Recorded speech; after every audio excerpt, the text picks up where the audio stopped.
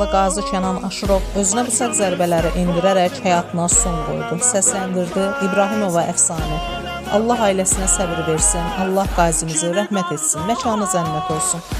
Prezidentə səslənirəm. Cənab Prezident, əvvəla sizə təşəkkür edirəm bizə göstərdiyiniz qayğı üçün. Amma bu Yaşad fondu yaratmışsınız, bu Yaşad fondu deyil, öldürən fondudur. Yaşad fonduna dərman təminatı ilə bağlı müraciət eləmişəm. Həkim təyinatı ilə mənə 150 kapsula dərman yazılıb. Zəng edirəm Yaşad fonduna, savadsızcasına mənə cavab verir. Deyir ki, psixiatr tərəfindən belə yönləndirir.